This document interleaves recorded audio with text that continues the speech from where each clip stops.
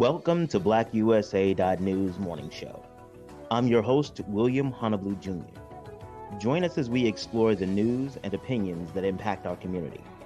We break down how the major stories have a very personal, local, and racial impact. No topic is off limits, but even if the conversation gets rough, we're always going to keep it real.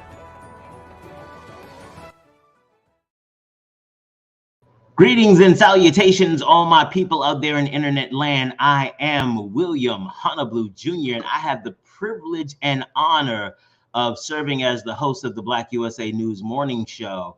Want to make sure that you all know that you all can become guests of the Black USA News Morning Show.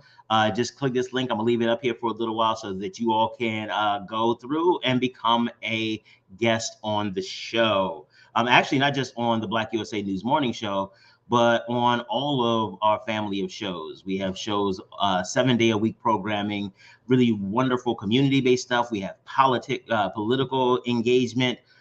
We do a lot here, and I'm so proud of the work that my people do. As always, want to give a big shout out to the super producer, Kyle Crazy Horse Morgan, and my personal assistant, Grace Oweka, always doing what they can to make sure that we have the information you need to be successful and to know what's going on in the world. Woo, I got something to tell y'all about today. So we're going to talk about January 6th today, the select committee hearings. We're going to continue to talk about that.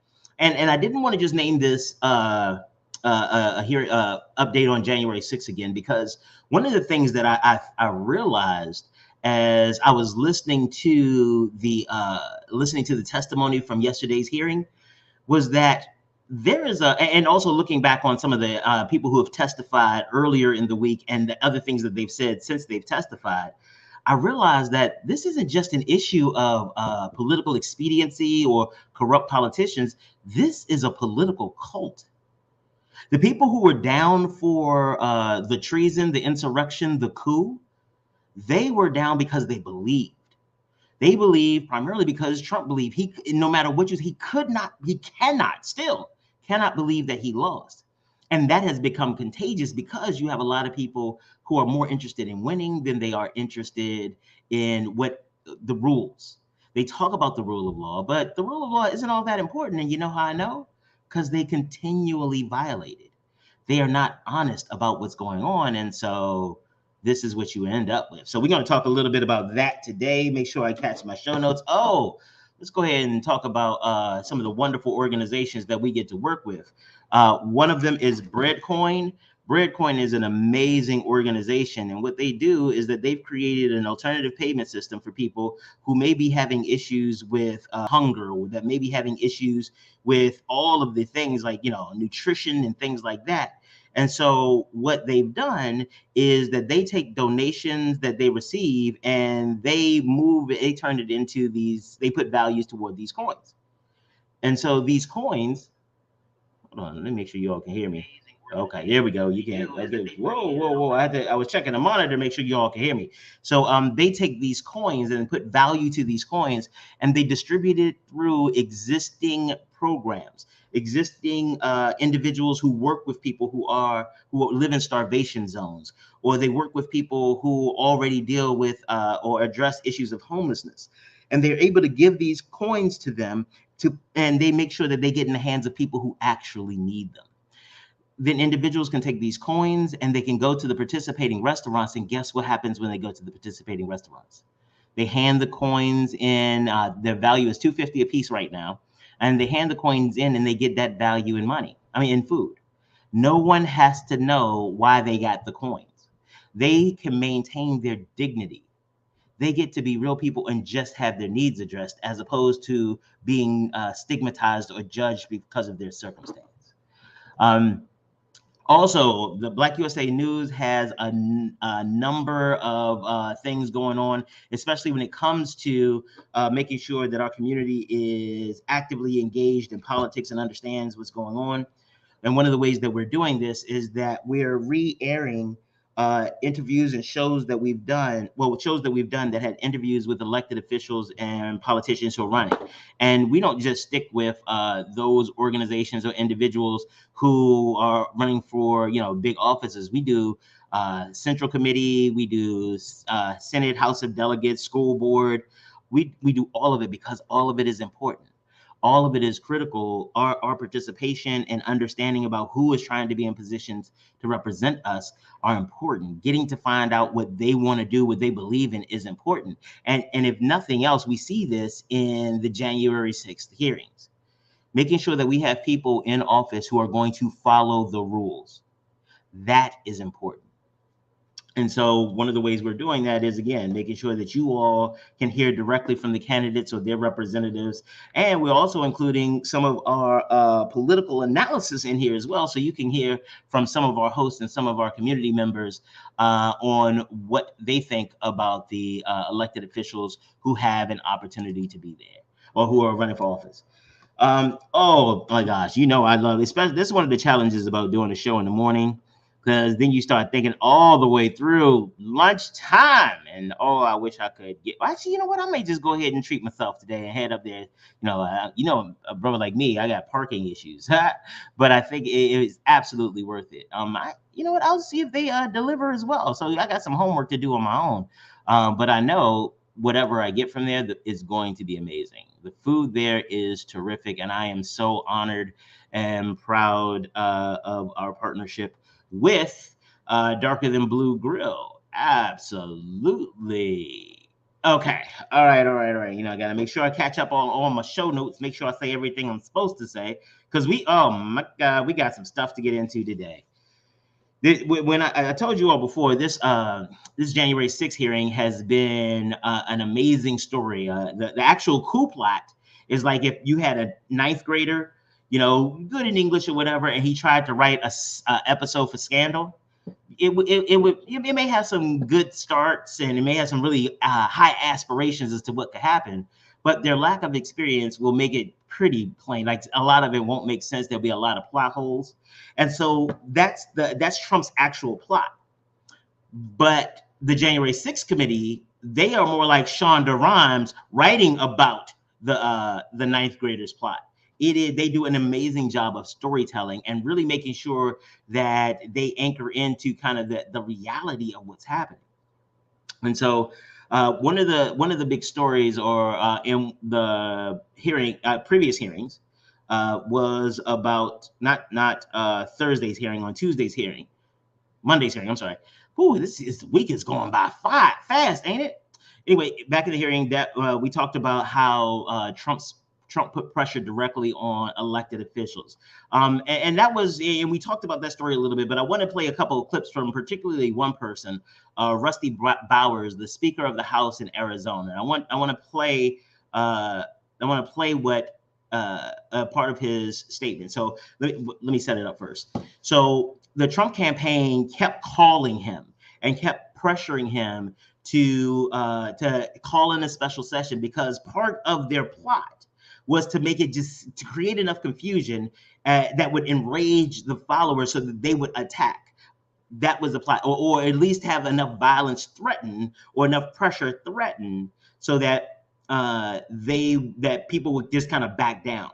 And the more confusion that you get built around that, the more likely it is that you can come in while in the midst of confusion and take over. Donald Trump has always created confusion wherever he goes.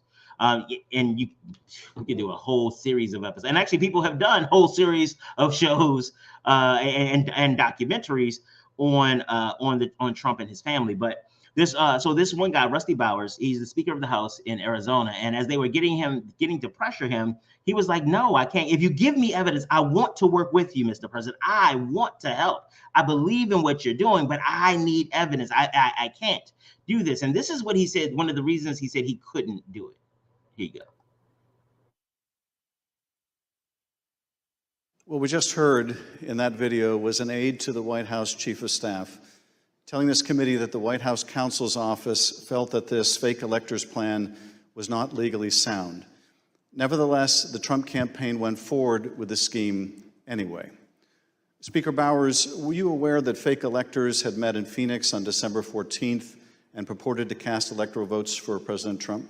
I was not. When you learned that these electors had met and sent their electoral votes to Washington, what did you think? Well, I thought of the book, The Gang That Couldn't Shoot Straight, and I just thought, this is a tragic parody. Mr. Bowers, I understand that as you flew from Phoenix to Washington yesterday, you reflected upon some passages from a personal journal that you were keeping in December 2020 while all of this was taking place. With your permission, I'm wondering if you would be willing to share one passage in particular with us. Thank you very much. It is painful to have friends who have been such a help to me turn on me with such rancor. I may, in the eyes of men, not hold correct opinions or act according to their vision or convictions, but I do not take this current situation in a light manner, a fearful manner, or a vengeful manner. I do not want to be a winner by cheating. I will not play with laws I swore allegiance to, with any contrived desire towards deflection of my deep foundational desire to follow God's will as I believe He led my conscience to embrace. How else will I ever approach Him in the wilderness of life, knowing that I ask this guidance only to show myself a coward in defending the course He let me take. He led me to take. Thank you, Mr. Speaker. Those are powerful words. Those are powerful words. Those are words that sound like conviction. There is literally, God has brought me to this place and I will not betray Him in order to win. And what's more is that if you didn't think that his faith was so important to him, listen to what happens about the impact of the pressure campaign on his family. Listen to this. I understand that taking the courageous positions that you did following the 2020 election in defense of the rule of law and protecting the voters of Arizona resulted in you and your family being subjected to protests and terrible threats. Can you tell us how this impacted you and your family? Well, as others in the videos have mentioned, we received, my secretaries would say, in excess of 20,000 emails and tens of thousands of voicemails and texts, which saturated our offices and we were unable to work, or at least communicate. But at home, up till even recently, it is the new pattern or a pattern in our lives to worry what will happen on Saturdays, because we have various groups come by and they have had video panel trucks with videos of me proclaiming me to be a pedophile and a pervert and a corrupt and politician, and blaring loudspeakers in my neighborhood and leaving literature both on my property, but arguing and threatening with neighbors and with myself. I don't know if I should name groups, but there was one gentleman that had the 3 bars on his chest, and he had a pistol and was threatening my neighbor, not with the pistol, but just vocally. When I saw the gun, I knew I had to get close. And at the same time, on some of these, we had a daughter who was gravely ill, who was upset by what was happening outside. And my wife, that was a valiant person, very very strong, quiet, very strong woman.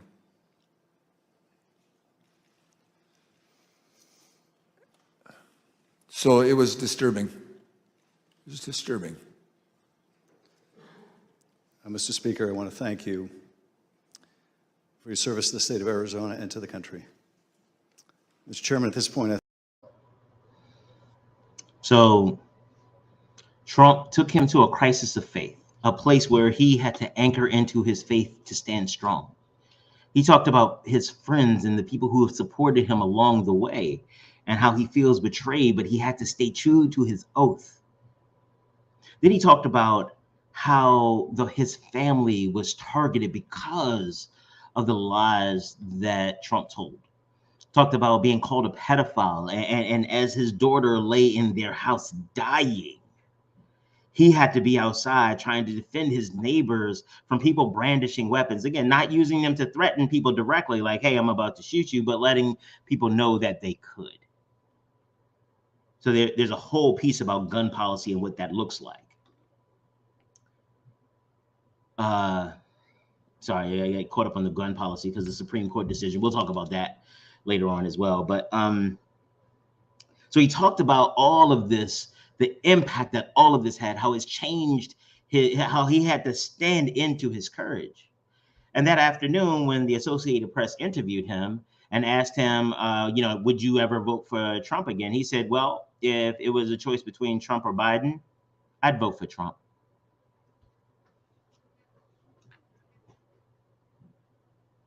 If there is a choice between Trump or Biden, I will vote for Trump. The man asked you to do something that violated your belief in God.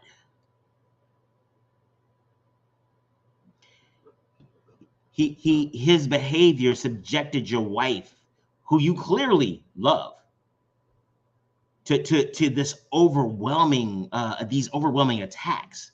Changed the face of your neighborhood. All of that happened. He did all of that. And your response is, well, if I had a choice between him and Joe Biden, then I'll have to choose Trump. I talked to my mother and one of her ministerial colleagues, and I was trying to give them a metaphor on how Republicans approach Democrats and approach winning. They are not this is not politics for these people. This is a matter of faith. For many of them, again, not Trump and some of, but with some of them, this is a matter of faith. And what has happened, it seems, is that being a Republican, winning office has substituted faith. And the analogy that I gave my mom and her colleague is, imagine if you have two candidates, because we're in election season. One of them has been a member of the church since he was young, but he has also had a whole bunch of challenges. He, a couple of babies that are in the church that kind of look like him. There's a couple of times where, the tithe, the offering needed to be a little much. At the same time, he got, a new electronic device or something. So, and there've been a couple of things, just this ongoing thing but he never gets kicked out. He never gets held accountable because he's the pastor's kid. Nobody wants to disrupt the structure of faith because, God is working on him. Actually, I've heard them say that about Trump. He is not a perfect man. And there's a difference between being imperfect and being Trump. It's not even like, to say imperfect is to say that, someone with stage 4 pancreatic cancer is sick, a little sick. Oh no, that they're under the weather. To say he is imperfect is to say that a person with stage 4 cancer is under the weather. Doesn't make sense. It is not applicable to that situation. Yet he would still vote for him. I'm sorry. So let's say that. So that was the kid. I'm sorry. I jumped ahead because I'm still stuck on the fact that he would still vote for him. So I got to finish the story. So I said, this is the kid. You can't really trust him, but he gets out there. He works. When you give him a task, he will do some of the things. Like, he will make sure the neighborhood stays safe or whatever. And he always talks about fighting the devil and the devil's minions and how the devil shows up. Then you have another candidate, has been working in the community forever, has provided scholarship money, has done all of these things, but also a devout member of the Church of Satan. Wonderful person, great guy, has all of the accolades, all the credentials, has really progressive policy, all the things that you agree with, all the policies you agree with, he's on board, except that he believes wholeheartedly in the separation of church and state, and he is a devout member of the Church of Satan. Would you be able to vote for him? I'm sorry, who would you vote for? And to sit there and watch them struggle with it, because in good conscience, what would probably happen is that they just wouldn't vote. Because to put somebody in a position that you have a pretty good sense of is not going to do the right thing, you don't want to vote for them, but you also don't want to vote for somebody who's from the Church of Satan. But what also ends up happening, if you do have to vote, most of us will jump all the way into cognitive dissonance, where our mind tries to make something make sense. And we'll say, well, we're going to pray with him. He'll have a lot of the other members of the church around him, and so he'll be okay as he's doing it. But the reality is, you know that's not true. You know that it's highly likely that he is going to continue to do, because he's him. He's always going to be himself. Hey, Michael. Oh, they dropped a road decision today. Thanks, Mike. Michael Randolph is let us know that they dropped the Roe versus Wade decision today. We're gonna have to. Honestly, for the next week or so, we might have to shift just to straight focus on politics and stupid stuff, because there's a lot of both out there happening. So going back to the example, the metaphor. So if you had an opportunity to vote for a person who grew up in your church and was corrupt, or to vote for somebody who's from the Church of Satan, a lot of my mom and her colleague, they struggle with what they would do. The person from the Church of Satan in this example is a wonderful person, has built community, has given scholarships, has started businesses, has been selfless, because we have been taught that there is nothing good that can come as Christians. Many of us Christians have been taught that there's nothing good that can come from the body of Satan. And that is how a lot of these Republicans see working with Democrats. They can't understand doing it. Let me also hit you and show you some of the things that even after seeing this type of footage, they were still okay doing it. I understand that taking the courageous positions that you did following the 2020 election in defense of the rule of law and protecting the voters of Arizona. He posted multiple messages on Facebook listing the contact information for state officials and urging his supporters to contact them to, quote, demand a vote on decertification. In one of those posts, President Trump disclosed Mike Shirkey's personal phone number to his millions of followers. All I remember is receiving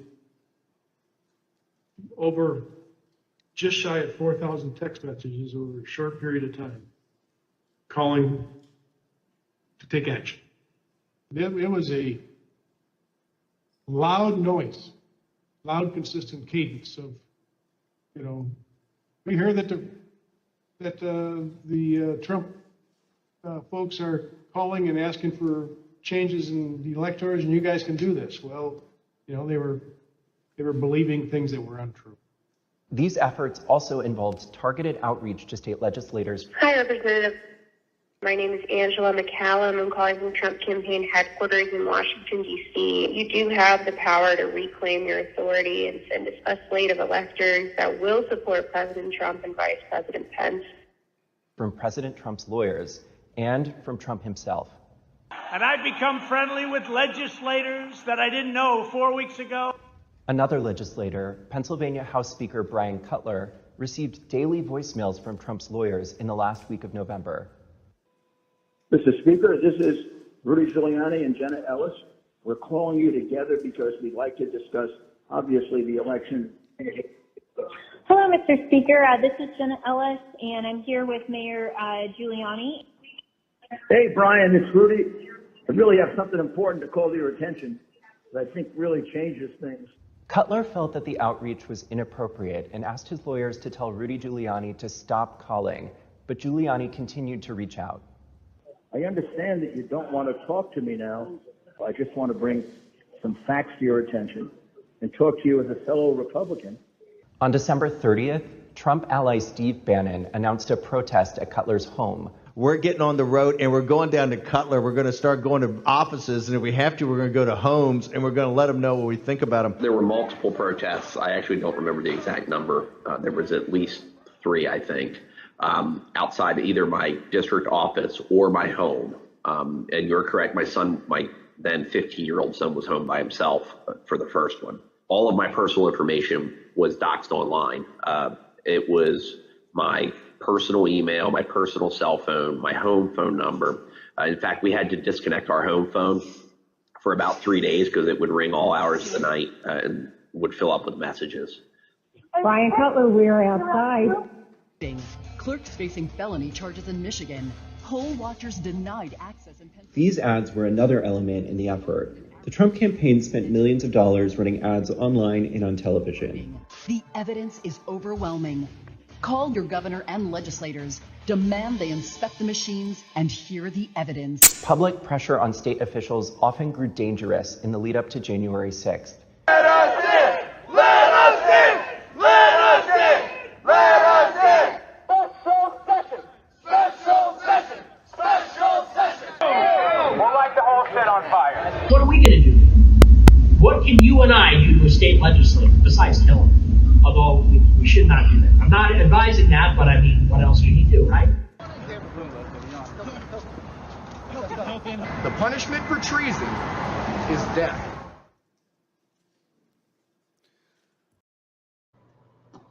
So yeah, that's what we're dealing with. One of the things that shows is the cult-like following. All of these things, the guns and the rhetoric and the winning. It is religious at a certain point. They have to win. Hell, there recently was a pastor, and we might get a clip of that for you guys, a pastor in Texas who was from the pulpit was very clearly saying that if you are a Democrat, you don't belong in his church. That you are a baby killing, pedophile loving, all of these things from the pulpit. We've seen that same pastor and other pastors say hateful things from the pulpit, and it has weaponized people to the point where they are violent. Another reason, why when these people feel that their rights are being infringed on, that's why they cling to the guns, because did you see what they did? The whole storming the nation's capital wasn't the first time that they did it. You saw them in Arizona, in Michigan, around the country, storming and trying to intimidate and threaten legislators. That's what they do. They were practicing this around the country before they showed up on January 6th. That is real. That is problematic. And it is all based on a lie. And I gotta be honest, I don't even think the truth matters too much to them, because they are part of it. It is cultish at this point. When you ask them for the facts, they don't have any. Just like when you ask many Christians about, well, why do you believe? They're not studied. They've not read the Bible meaningfully. They've not looked at any concordances. They've not studied this type of, they're not theologians. But they have their faith. They will either refer you to someone or just repeat something that they've heard. Just like we talked about before with a lot of these conservatives and say the Second Amendment. The Second Amendment is the defining portion, and the Constitution is like their Bible, and the Second Amendment is like the verse, one of the verses when they talk about the birth of Jesus or something. And so, but when you ask them what does it say, they can't even tell you what those 3 sentences say. I mean, those 3 lines that one sentence says. Why? Because they don't understand what they even believe in. All they do is they listen, and they are more concerned about feeling good about winning this war because it gives them power that they don't necessarily have in real life. And I'm talking now about the followers, the people who show up at these places. It makes them feel powerful because life is actually very scary. If you can fight an invisible enemy who doesn't necessarily attack you directly, that is a wonderful fight, because it just depends on what story you have in your head, whether you're winning or losing. And that becomes part of the point. Winning is the point. Winning is what they want to do. Winning is what they need to do. Without the when, they don't have an identity. They don't have a definition of self. So what do? It will take whatever. They were willing to cheat. Some of them. And I got to be honest, for some of the rest of them, especially like Speaker Bowers, while I don't doubt his faith and his commitment, I also think that there is a genuine calculus, because he's term limited in his role in the House of Representatives in Arizona, so he's running for Senate. So let's not pretend that in a place like Arizona, the Trump base won't be important, and he has put himself front and center in opposition to Trump. So he needs to figure out a way to recoup those that lesson. I mean the loss, even because he's telling the truth, and so this gives him the opportunity to kind of try to skate or be on both sides of the fence as much as possible. On the one side, I stood up for my principles, and it was a great speech. The God and the Constitution being, how can I stand before God and have broke my oath, the word, I am a man of my word, blah, blah, blah. Yeah, but you were willing to do everything else up until the actual illegal stuff that you could have got caught on. And so while I appreciate the depth of faith, we don't pretend that even in cults, the leadership understands the need for the masses. That is actually one of the ways that cults function, is that there is this issue of connectivity, this issue of mutual support. And that becomes part of one of the defining characteristics of their identity. And so without the rest of the crew, to stand in opposition to your tribe means that you're alone. And the world with Democrats, they're always going to be out to get you. They're always going to bring illegal aliens in, so we need to stick together. They've been able to galvanize millions of people sheerly through fear. And that is one of the signs of a cult. There's always an ever-present threat that can't really be articulated, and a plan to address it isn't really there. It is leave it to those in power, whether that is God or whether that is the president. Just leave it to them. Trust them. And Trump really tried to lean into that, as you all remember, for that January 2nd conversation with Brad Raffensperger in Georgia, when he was like, hey, we're all, basically you're a Republican. We are all on the same side, because he felt that people just wanted to win. We will do whatever it takes to win. And that tells you the type of man that you're dealing with. And so the speaker in Arizona, he has the ability or the opportunity to try to be on both sides at the same time, and focusing again on the winning, not focus on what is right, not even just focused on the rule of law. Now, I appreciate that the rule of law was his hard line in the sand, but there's so much more before that. And so your argument of faith in God is undermined when you identify a person who stands in opposition to you. At least to me, I'm no theologian either. I studied a little bit, but I'm no theologian. To me, when you stand with someone who stands against your God, that is like standing against your God. So he would vote for Donald Trump. How is that about ethics? And his explanation was that the country was going in a great direction before COVID. Now, that's a whole other set of questions. But even if that's the case,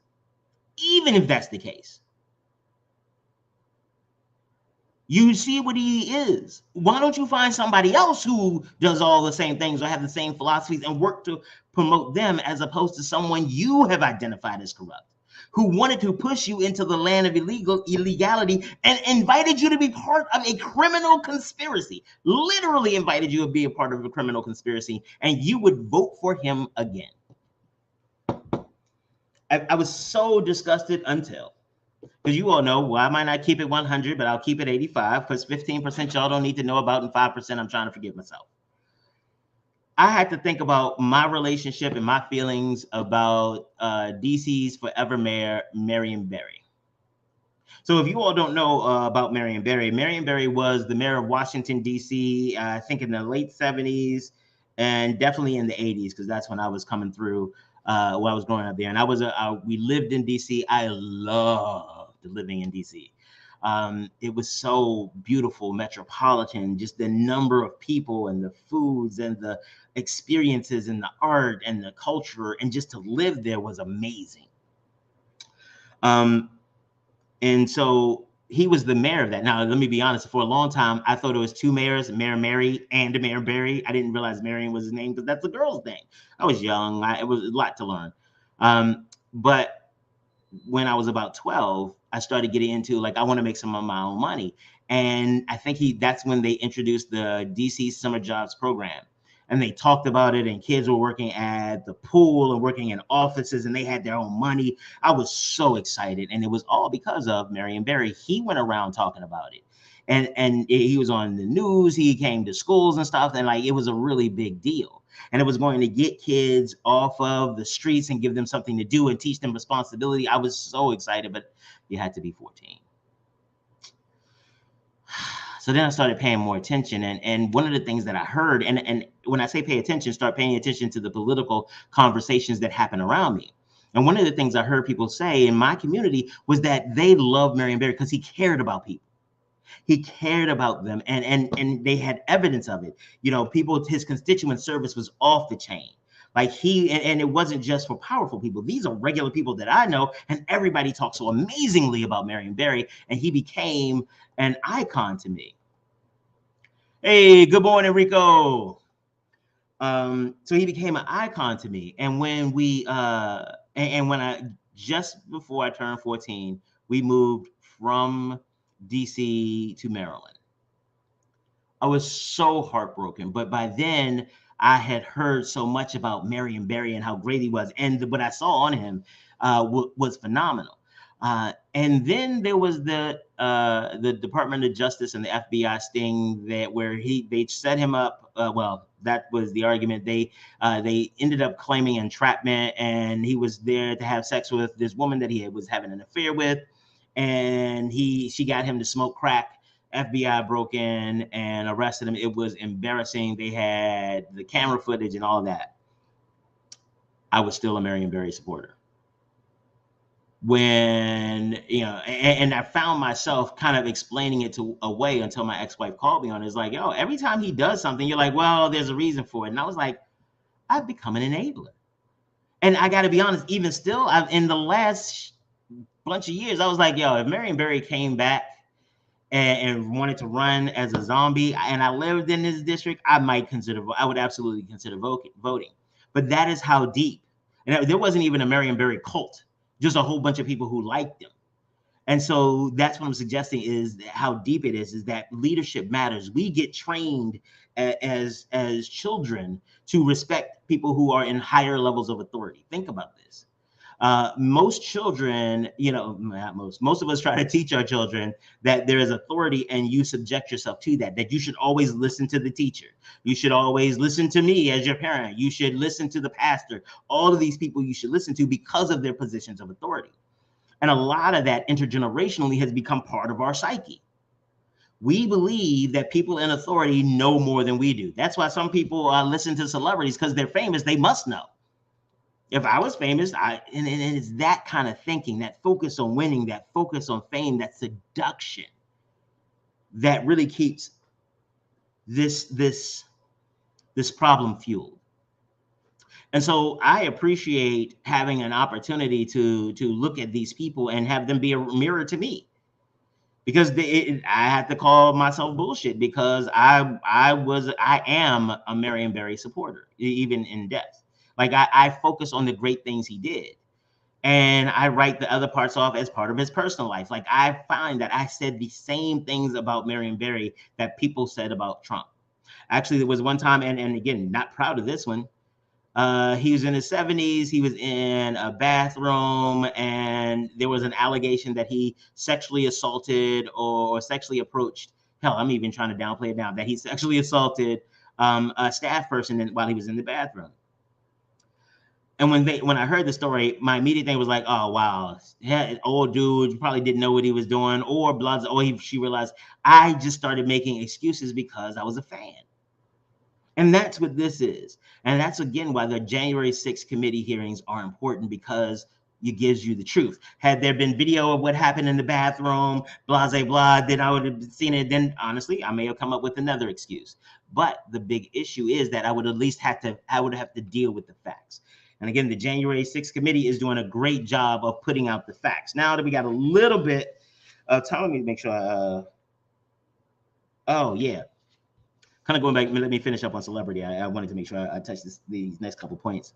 In addition to being taught that they know what they're doing and we should follow them and follow their directions and things like that, we create emotional bonds with celebrities. We create, like, I know people, like, there was the YouTube meme where the guy for Britney says, "Just leave her alone, leave her alone." We laugh at it, but that is an unhealthy emotional bond with a celebrity who he doesn't know. He believes he does. He's followed, probably has more information on her health than she probably does. But he doesn't know her, but he has developed an emotional relationship with them. Think about how angry people get when you talk about their sports teams or their favorite actors or actresses or singers. There's this emotional bond, and you throw behind that the office of the presidency. With the way that we've been chosen and the way we see our political leaders and things like that, I can understand why we end up in this cult of personality. But that's why we need to hold people accountable, and we need to have facts. We need to find out what the facts are, not what makes us feel good. Find out who is actually helping us, not who makes us feel like we're going to get help, because the facts matter. It is important that the facts matter so that we have a common shared understanding so that we can move together. Right now, people just go with feelings. No better example of that is Donald Trump. He has no facts whatsoever to support himself or to support his position. None. However, that doesn't matter because he feels like he won. He doesn't feel that he could have lost to Joe Biden. The number of people that love him and the number of people that show up at his rallies, especially during COVID and all the stuff, that there's no way he couldn't have won. He may actually believe that, but that doesn't matter because it's not true. But many people are letting him do it and telling him, and like that is a big thing from the Speaker of the House. He is the president, the former president of the United States is still denying the existence or denying the results of the election, and he'd be willing to vote for him again. Now, again, I know one of the big things about the Christian arc in particular is this level of redemption, this redemption story, the redemption arc. However, how can you get a redemption arc when you're still in the middle of the crime? And what's more is that this crime, this focus on winning, this cult of personality is also driven by a lot of people who want power. I can't even say that they may believe, but it's more about the power for them. And they knew what they were doing was wrong. For example, you have, what was it? 1, 2, 3, 4, 5, I think 6, maybe Perry as well. And Jordan. You have 6 of them apparently that have asked for pardons, asked the former president for pardon, and some of them said, well, because maybe when in trying to support the president's positions, the Democrats may come after us. And those people are Andy Biggs, Louis Gohmert, Scott Perry, and interestingly enough, Matt Gaetz, Marjorie Taylor Greene, and there was some talk of Jim Jordan, but I'm not sure. I don't think that he actually asked for a pardon, but there's some talk of it. Interestingly, though, talking about Matt Gaetz's request for a pardon, and if you don't know about Matt Gaetz, you should just look him up, Gaetz. He's currently under federal investigation for trafficking a minor, wire fraud, all of this type of stuff. And one of his homeboys turned state's evidence on him. It is so incredibly dramatic and ridiculously dramatic. But he started asking for a pardon not after January 6th. He started asking for a pardon back in December when these charges was coming about. And he asked for a pardon that started from the beginning of time to the present day and covered everything.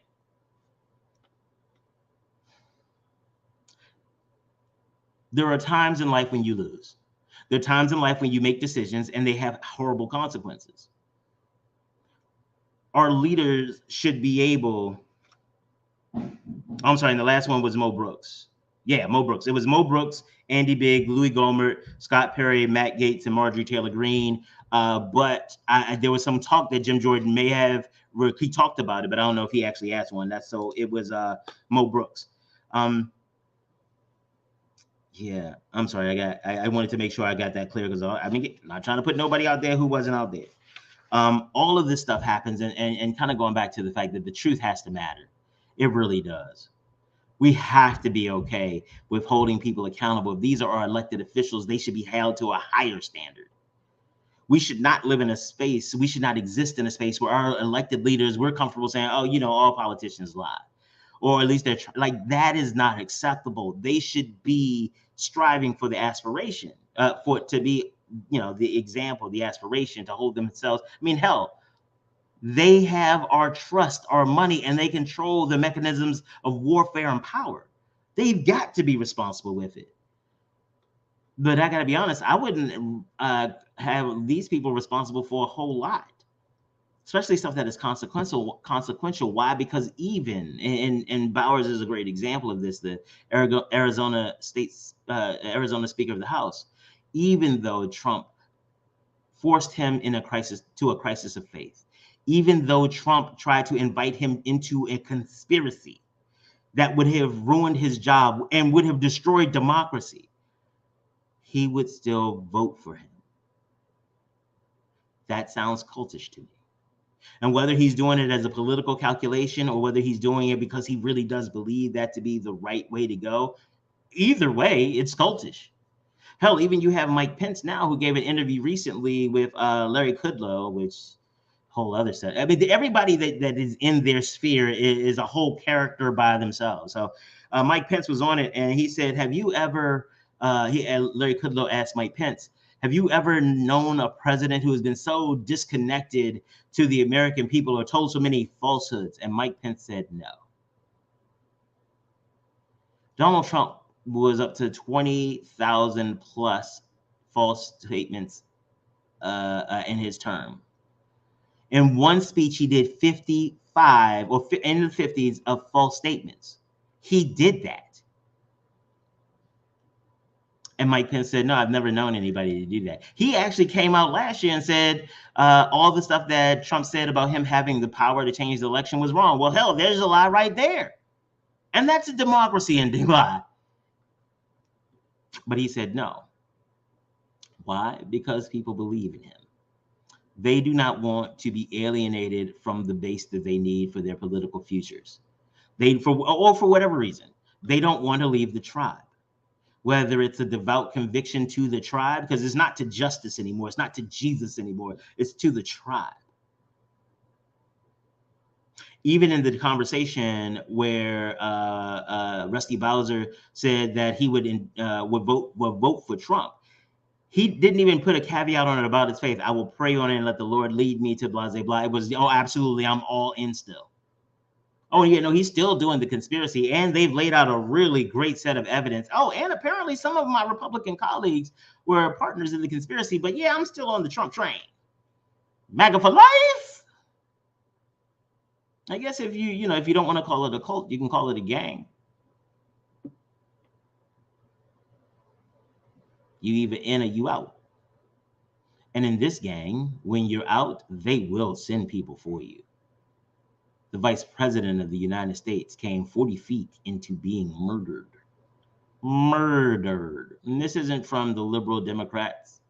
This is from Trump appointees who are telling you all this stuff about him sending the mob, about them knowing that violence was the likely outcome of this and that everything he was asking for was wrong. Everybody knew it.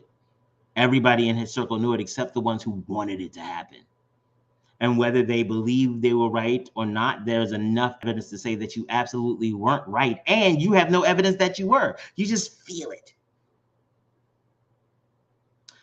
Talked earlier this week about the gentleman, I think it was in Oklahoma, the 3-member election certification board that they refused to certify the election until the state Supreme Court came through and told them that they had to. And even after that, two of the 3 people voted to certify it, and the third, who had to call in from Zoom, said that he wouldn't. And he said that he had no facts to back it up. He had no facts, no evidence. He just had his gut and his instinct, and that's good enough not to vote for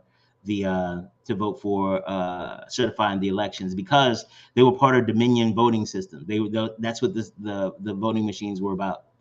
That's why. And by the way, the reason he had to zoom in and he couldn't just be there in person is because he was being sentenced for being part of the riot and the insurrection at the Capitol. Think about that. That sounds cult-like to me. I don't know about you, but it sounds cult-like to me. This has been amazing. I encourage you all, don't take my word for it.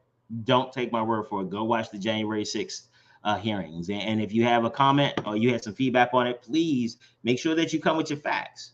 Make sure that you have studied and make sure that you are comfortable having the back and forth with me, because this is some real shit to me. Like our democracy, freedom, and all of that hangs in the balance. And I'm looking at it. I've studied it. And so if you have alternative positions or whatever, I'm absolutely happy to discuss. But don't get yourself embarrassed, baby. Oh, so I have had a wonderful time talking to you about all of this stuff. It's all so crazy, ain't it? Shit is crazy. Before we go, let me tell you a little bit about my company. Hi, my name is William Honolulu Jr., and I'm the host of the BlackUSA.news morning show and the president of the Grinding Gang Incorporated. The Grinding Gang is an organization that helps small business owners in the nonprofit and for-profit communities figure out how to make sense of all the noise. There's a lot of information out there, and sometimes it gets a little overwhelming.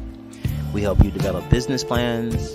We help you figure out what to do with a lot of the information you receive.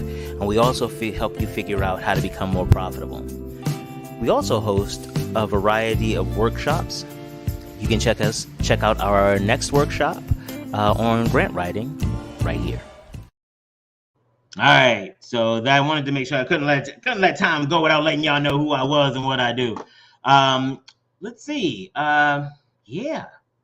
Oh, again, I call upon the white community, because these elected officials are white. These are issues in the white community. I call on the white community to take greater responsibility for your elected officials and work with the rest of us, the communities of color, to come up with a way to help you all rein them in. It is important that we help your elected officials learn honesty so that they can be successful and that we as a country can be successful. All right, we will be black tomorrow.